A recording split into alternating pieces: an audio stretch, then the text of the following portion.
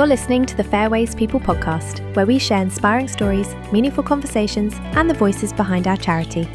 Each episode offers a closer look at the people and passion that drive us.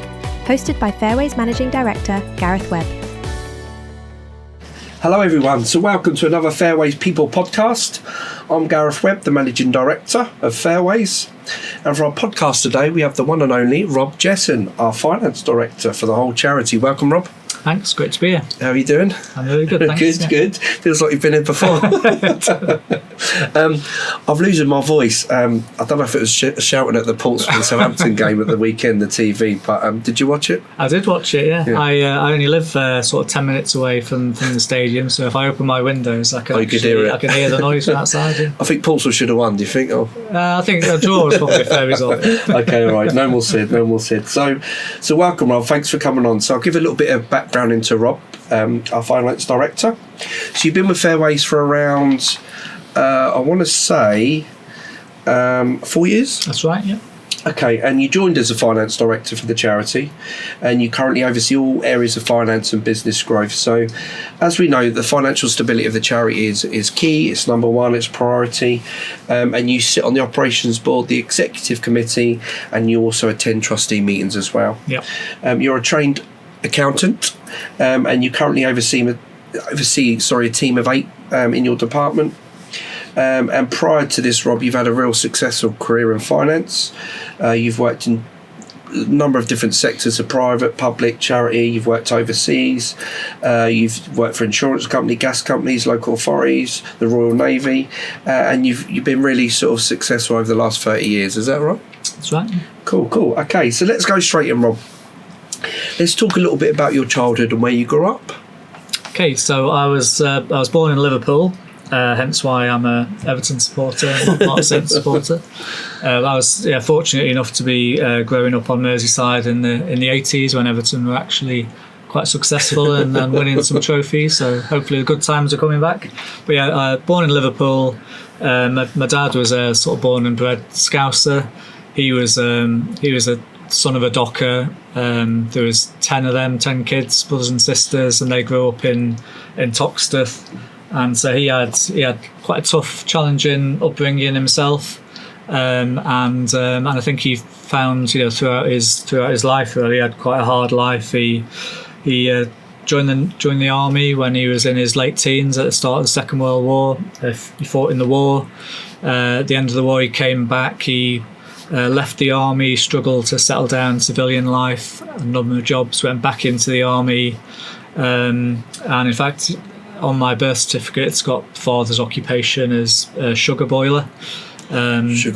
Which is a job working in a sweet factory. Oh, okay. Yeah. Which I sort of followed in his footsteps years later. When I was a student, I had a summer job working in the Chewits factory. Chewits, yeah. So Chewits, if you like Chewits, but don't eat Chewits because I know what happens in the factory there. But yeah, so my dad, he had a number of jobs.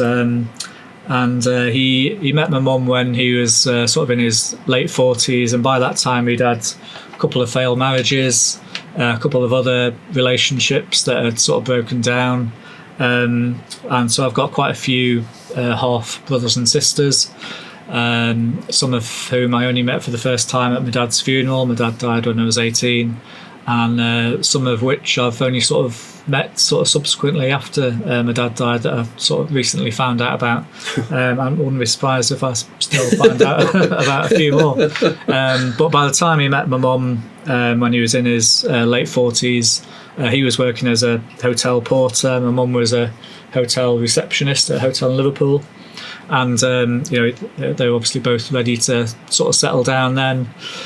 So when I was born, they moved to Southport, which is 20 miles north of Liverpool on the coast. Nice little seaside town. But they had a 2-bedroom flat in Southport, and we had our grandma living with us at the time as well. So my grandma had sort of one of the bedrooms, and then there was me and my sister and my mum and dad all having to share the other bedroom. Bit like sort of Charlie and the Chocolate Factory. Real life Charlie and the Chocolate Factory.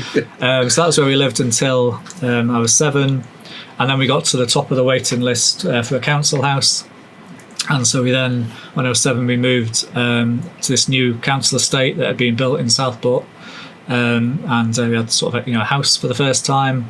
And from there, I had a really happy childhood living on the estate. The great thing about moving on to this new council estate was there was lots of families and lots of kids that were all moving in for the first time. So like all the kids sort of made friends straight away. And in the years before health and safety on construction sites, we used like the other part of the estate that was still being built as our playground, and we'd be in and out of the half-built houses.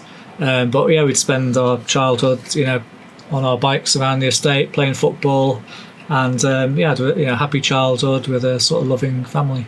Cool. Okay. So, how was school? What did you? So I went to sort of local comprehensive school in Southport. It's actually the same school that Lee Mack, the comedian, 1% Club. That's it, 1% Club. Yeah, he was the year above me at school.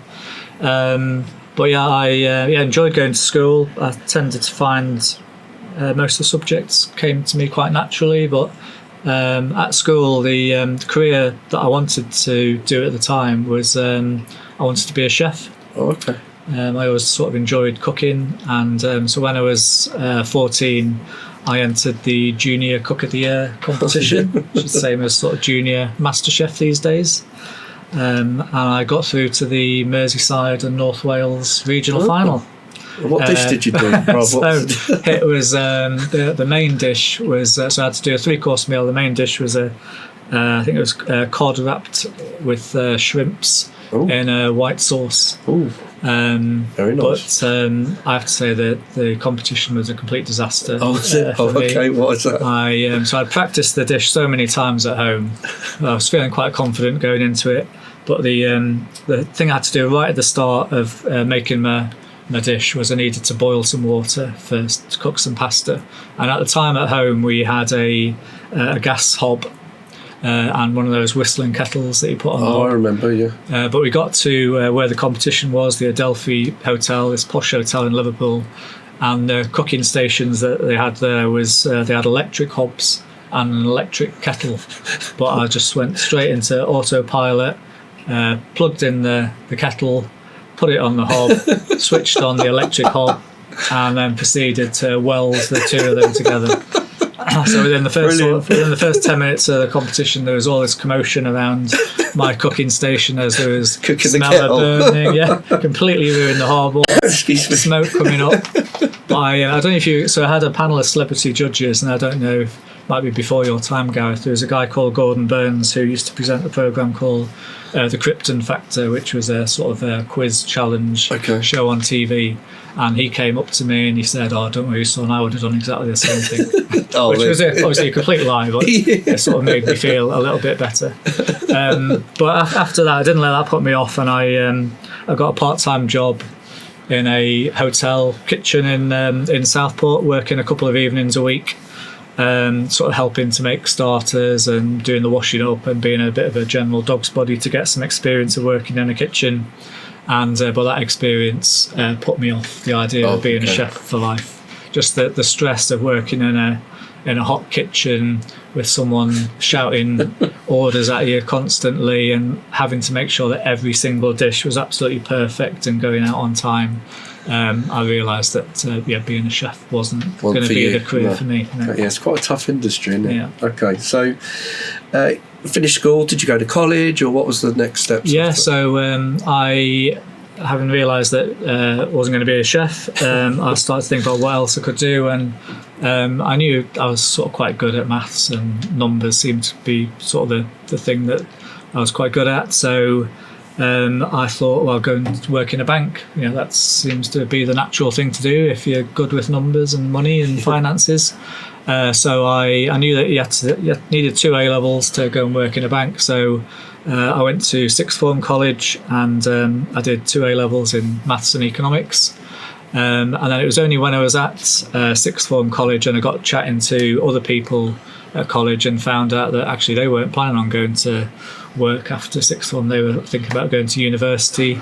And the more I found out about going to uni, and they were talking about living away from home for the first time and living the student life, then I thought, actually, that sounds much more fun than going to work in a bank.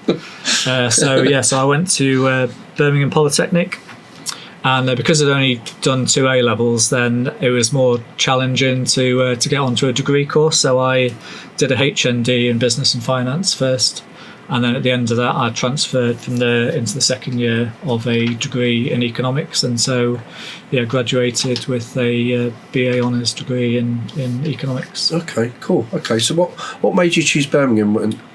I guess I knew that I wanted to move away from home, wanted to try living independently, but I didn't want to sort of move to the other end of the country, so I probably wanted to be within a sort of couple of hours radius where, if I wanted to come back for weekends I could. And sort of Birmingham, I wanted to go and live in a big city as well, and so Birmingham seemed like the right sort of place, where it was a couple of hours away on the train, but it was part of a big city. There's lots of students in Birmingham, and I had a great time there. Cool. Okay, so graduated from uni. Then what was the next step? So I'd always had a desire to go travelling, and I'd sort of never had any holidays as a kid growing up, but I'd probably been inspired by hearing my dad's tales about him being in the army and travelling to like Asia and North Africa, and so I'd always planned that when I finished uni I wanted to go backpacking around the world. And so at the end of uni, I sort of ignored the massive overdraft that I had at the time, and I worked for 6 months at the National Census Office in Southport, saved up enough money to buy a round-the-world ticket, and just had enough money to get me through India and Thailand, and I knew that I had to get a job once I got to Australia. So I spent a couple of months picking grapes in Australia, and that funded me for the rest of my travelling until I got home. So I was away travelling backpacking for about 6 months. That was an amazing experience. It was an amazing experience. I loved it. Especially India is just such an amazing country. Just not always a sort of pleasurable experience, but every single day in India was a new experience, and I'd love to go back there again. Yeah. Cool. Okay. Brilliant. Wow. Okay. So did 6 months of travelling, come back, skin. Yeah. And then what did you do? So I'd met my now wife Claire when in Birmingham. So she was a student as well, and so while I was travelling, she was doing her final year at uni. And so when I came back, decided to move to Birmingham, and we were both going to try and find jobs there. So I didn't know exactly what I wanted to do, if I'm honest, and I wanted to do something to do with my economics degree, but I wasn't sure what that was. So I was applying for different graduate jobs, but in the meantime I was signed up with a temping agency, and I had a few different office jobs, but the second temping job that I got in Birmingham was for a sort of global insurance loss adjusting company, and the international accounts office was based in Birmingham. And so I was there initially for a sort of 2-month temporary assignment, but while I was there they offered me a permanent position to become a trainee accountant. And that's what I did. Right, so you sort of fell into it, really? So fell into it. At the time it wasn't a sort of deliberate choice to go into accountancy. But sort of fell into it, and I did my exams while I was working for that company, so I qualified while I was there, and stayed there for 5 years. Okay, cool. So qualified accountant, staying with them for 5 years, and then where did you move on from there then? So I sort of had various jobs really for quite a while, for the sort of first half of my career, and I tended to sort of switch between private sector and public sector roles.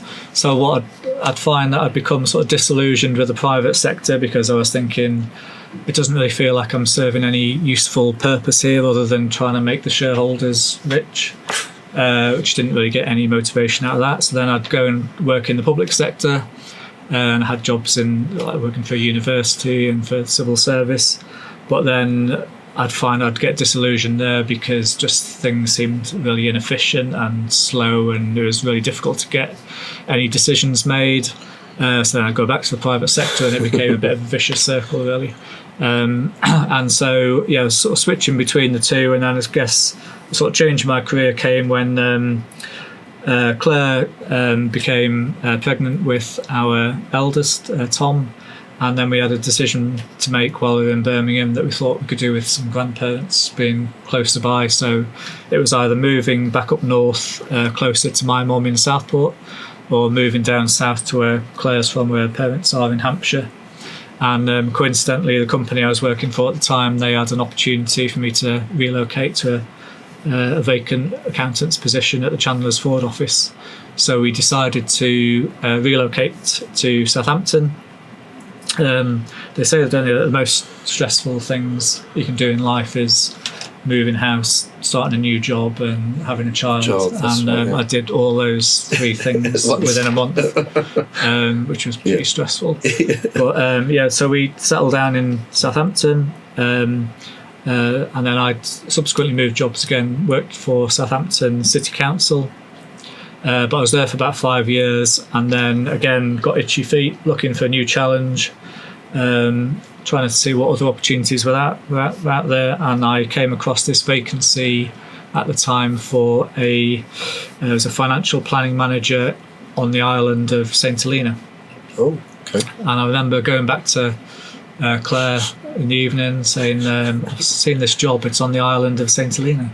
And Claire said, where's that? I said, I don't know. So we got the atlas out and we found where St Helena was, and the island of St Helena is a tiny speck of an island in the middle of the South Atlantic Ocean.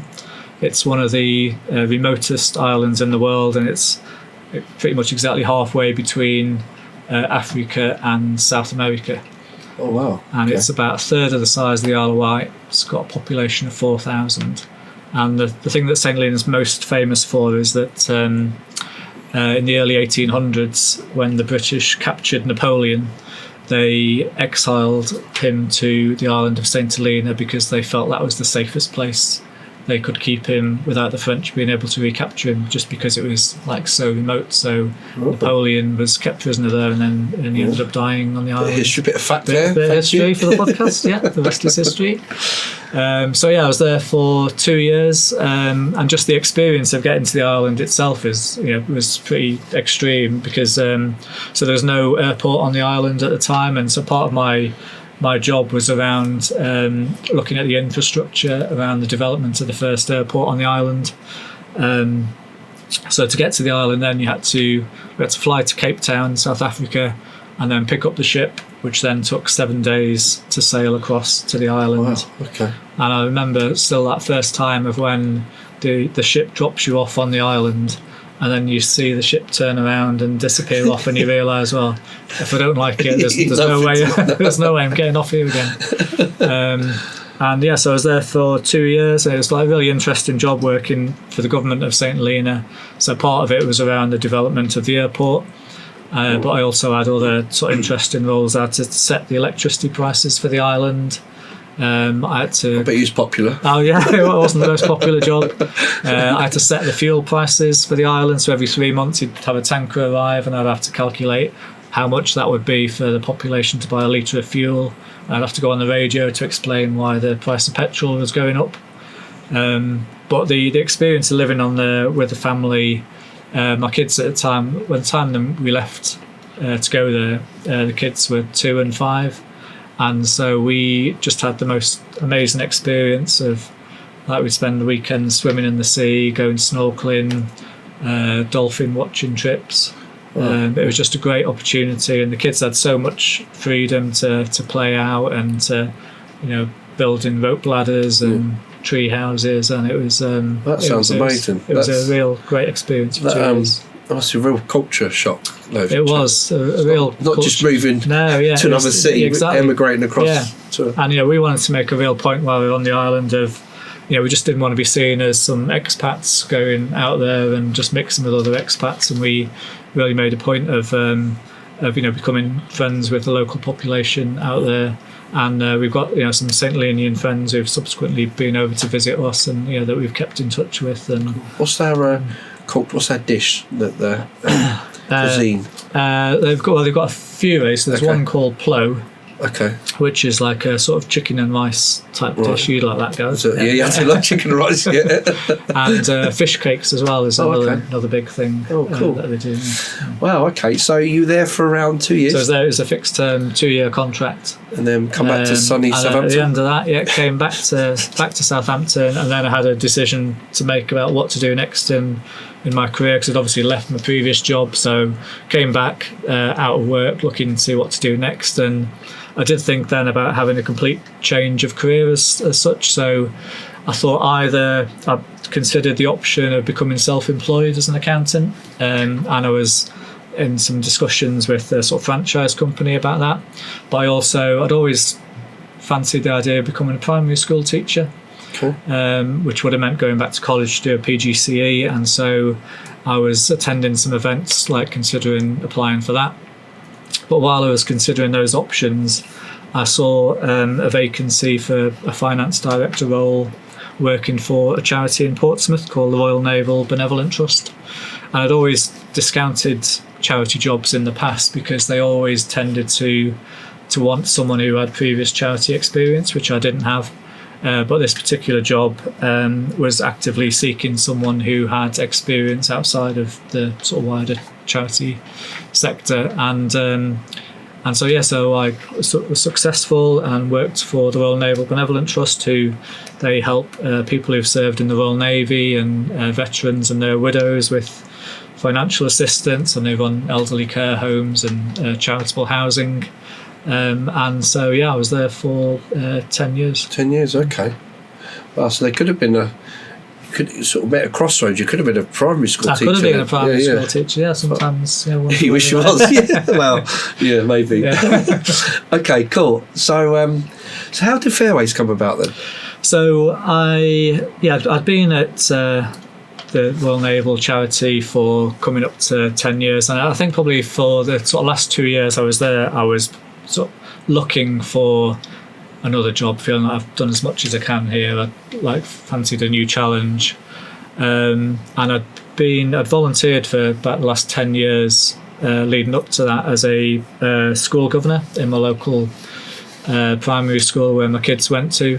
So I was quite keen to do something to do with education, something to do with children, and then when I saw the vacancy for Fairways, I knew straight away really that was the organisation, that was the job for me. And the more I sort of researched into it, was looking on the website, speaking to people, and just seeing how much emphasis Fairways places on values and how important values are, but not just about how much they valued delivering the best possible outcomes for the young people, but how much they wanted to invest in their staff as well. Then the more I looked into it, the more I realised that Fairways was the organisation I really wanted to work for. Brilliant. The rest is history. And the rest is history.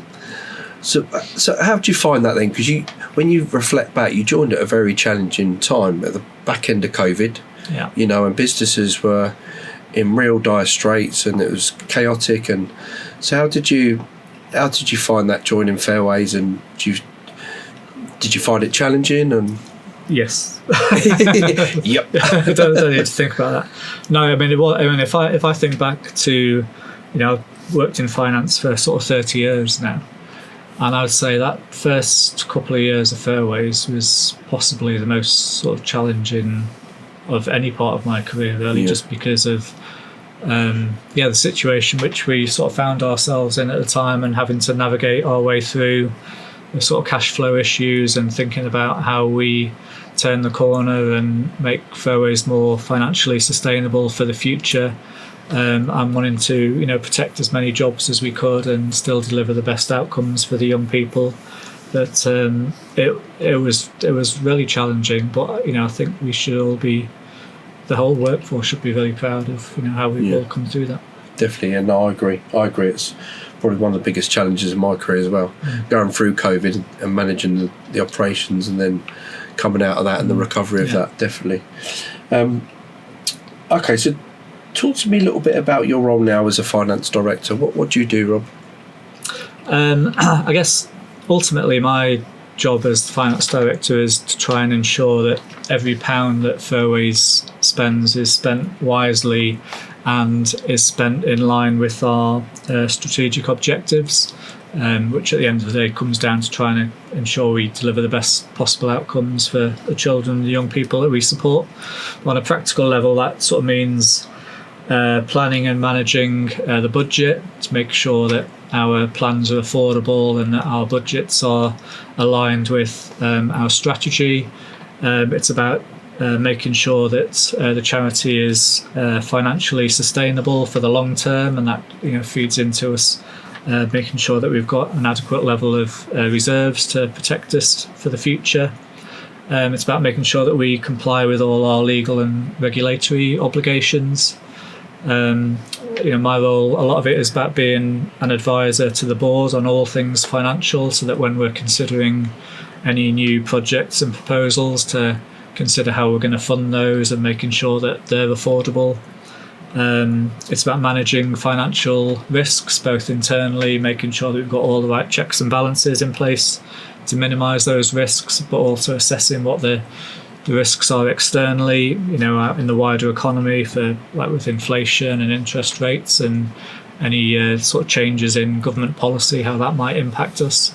And also being the sort of liaison with external contacts, so particularly with the banks, to give them confidence that that they trust in sort of Fairways plans going forward, and that they can continue to be our partner and provide funding for new growth projects as and when we need them. 100%. So lots of things then. Yeah, quite a lot. No, 100%. And it's really, you can just see how crucial it is in terms of the different aspects of the role. And so thanks for sharing that with people. So what's your why? What makes you get out of bed every day and do the job you do, Rob?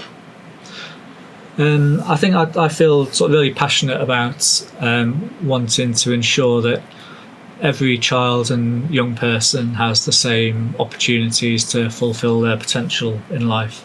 And I reflect back on sort of my childhood, growing up on that council estate on Merseyside, where I didn't know what opportunities there were for me, and to some regard, I didn't know anyone there was no one in my sort of sphere, whether it was family or friends on the estate, who went to university or had a professional career.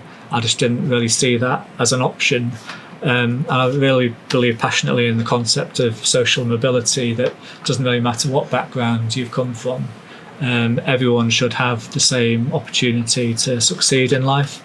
And I think we need to make sure that we support those from more disadvantaged backgrounds to help them to pursue their careers and their life ambitions. And so that's my why. And I can see that Fairways play a big part in trying to ensure that all the children, the young people that come to our services, we're all playing our part in trying to make sure that we help them fulfil their ambitions in life. Definitely. No, I love that. I really love that sentiment, especially about, like you say, don't matter who you are, where you're from, if you've got the opportunities, everyone can achieve, can't they? Yeah. And believe in themselves to do that. So thank you.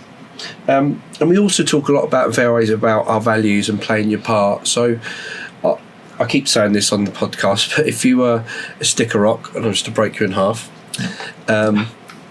and what's the key values that run through you, would you say?